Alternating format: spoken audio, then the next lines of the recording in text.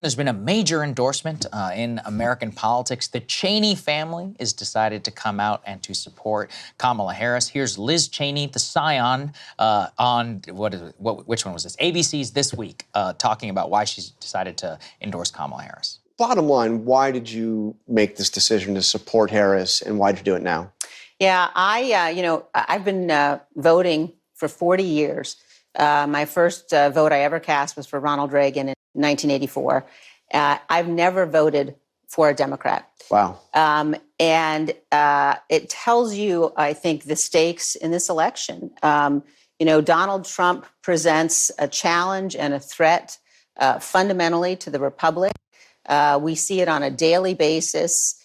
Somebody who was willing to use violence in order to attempt to seize power, to stay in power. If you have many Republicans out there who are saying, well, we're not going to vote for him, but we will write someone else in. Right. And I think that this time around, that's not enough, that it's important to actually cast a vote for Vice President Harris. That's right. It is not enough. And in fact, that was followed up by her father, a statement from him. Let's put this up there on the screen. Former Vice President Cheney issued the following statement. In our nation's 248-year history, there has never been an individual who is a greater threat to our republic than Donald Trump. He tried to steal the last election using lies and violence to keep himself in power after the voters rejected him. He can never be trusted with power again. As citizens, we have a duty to put our country above partisanship, to defend our Constitution. That is why I will be casting my vote for Vice President Kamala Harris. So the Cheney family is in, Krystal, and has been met overwhelmingly positively by many people. We will preview one of those. But yeah, what's your reaction here to the Cheney family? As you said, war criminals for Harris. Abject disgust. Yeah. There were white dudes for Harris, there were black women for Harris, and now there are war criminals for Harris. That's great. I guess the problem that Dick Cheney had with Trump's attempted coup is that unlike Cheney's own efforts to steal the election, which were successful in 2000, Trump was unable to get the job done. So, he's a loser in their regard. He can't even successfully steal an election as they did. It's so cartoon. The most cynical, disgusting people. Well, I do think that there's something to to what I just said, which is Dick Cheney has no problem with stealing an election, but they need it done in the more decorous way. Well, in service of what they believe in, in service of their agenda. Trump believes a lot of the same things they believe, if we're being honest about it. But it has a lot to do also with some of the operators in the Republican Party. It's not the Cheney-Bush Republican Party anymore, even though, again, the ideology is not that different. Trump's biggest accomplishment was his big tax cut for the rich. Guess what? That's what, that was one of Bush's hallmarks as well. But the personnel have changed. And so he no longer has that, power within the party that he once did. I think it's grotesque that Democrats accept this, I think it's foolish that they think it's a benefit to them. Even now, even after George W. Bush's reputation has wrongly been significantly rehabbed, Dick Cheney's really hasn't been. People don't like this guy. I would hope so. I don't know why you think that this is a benefit. I think Liz Cheney's a little bit different because she's not her father, and so you can't hang all the crimes of him on her, even though I find her foreign policy and worldview to be also extremely odious.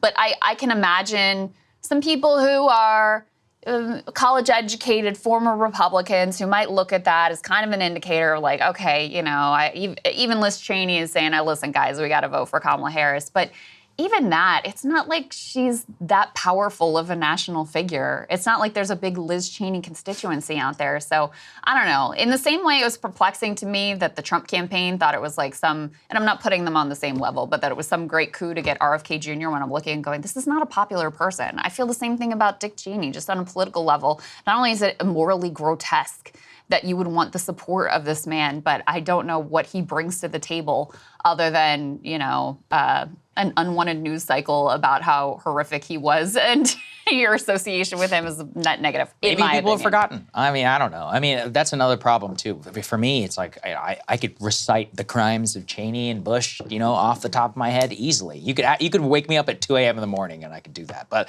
maybe people have moved on. It's been quite a long time. But if I think about what it philosophically and this is another important point. In that same interview, John Carl was like, have you changed any of the things that you believe? And she was like, no.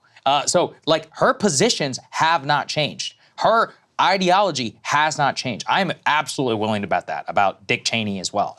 They support Kamala Harris. Now, is that, something that you can distinguish? Not really. Now, does Trump support some of the same things? Yes. But on foreign policy, especially previously on the Iraq War, which both of them still support, let's be very clear about that, there was a major break. And it was actually funny because I think what it all comes back to is Trump's destruction of the Jeb Bush campaign and ultimately his destruction of the Bush political dynasty, which what you were just saying was there was a machinery involved where the Bush mafia in Texas was still incredibly powerful up until 2016. But with both George P. Bush, Jeb Bush's son, losing in Texas, as well as Jeb Bush and eventually his entire political ouster, all of the people who backed him, none of them eventually succeeded in a DeSantis administration. That is, fundamentally maybe one of the best things Trump ever did for this country. So for Cheney, for them, that was something that they are deeply attached to on an ideological level. But also, if you look at what these people worship more than anything, neoconservatism and the quote-unquote rules-based international order, I mean, Kamala is not far away from them on the issue that they probably care the absolute most about, which is Ukraine. So there is a lot of ideological consistency on their core objective, on their worldview, and then, on Israel too, actually, if we think about it. And if we put those together on top of this, like, quote-unquote democracy worship, and it's not a lot of difference. I think it's much more personal than ideological. Maybe. Michael Tracy, I think, made the case really well. I'll just read from some of what he said. He's like, neocons have in no way been purged from the Trump-era GOP. The term neocon is not even a coherent descriptor of anything anymore. It's only ever used as a term of derision. That means anyone with interventionist views I happen to dislike. And he says half the people who would have been called neocons a decade ago, they've just rebranded as MAGA. He gives Marco Rubio as an example. Yes, Tom Cotton is an absolute dyed-in-the-wool neocon, probably the most aggressive, hawkish person. He was considered as Trump's vice president. Trump had John Bolton in his administration.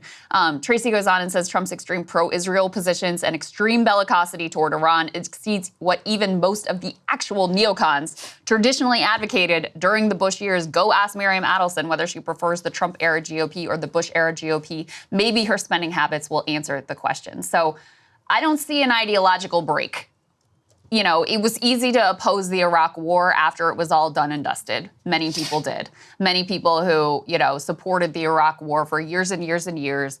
By the time Trump got around to saying he opposed it, they also opposed it. It was an easy position to take. So, I think it's much more personal. The Jeb Bush point is a good one. They embarrassed and humiliated him, and that creates this personal beef.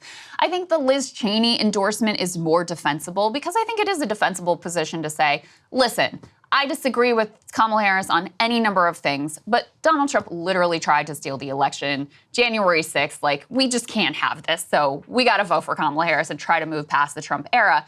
The Dick Cheney one, though, again, because he actually did steal an election, it's hard to see this man as any sort of beacon or scion as democracy. It just seems like it's more about being pissed off about it not being his party anymore, him not being the one who's behind the scenes pulling the levers or having the ins, and his cadre of people around him. So I don't know. That's what I think. It just bugs me too with Cheney. It's like, who did more? Listen, be real. Who did the most damage to this country? Definitely in my lifetime, from the post, let's say the post-Vietnam era. It's not even a question about Bush and Cheney. It is not a question. All of the ills that we face today have their genesis in the Bush-Cheney presidency. They cost us more dollars, lives-wise, international prestige, the financial crisis. I could go on forever. They are Bush is absolutely the worst president since FDR. And in my opinion, probably second worst president of all time, only because James Buchanan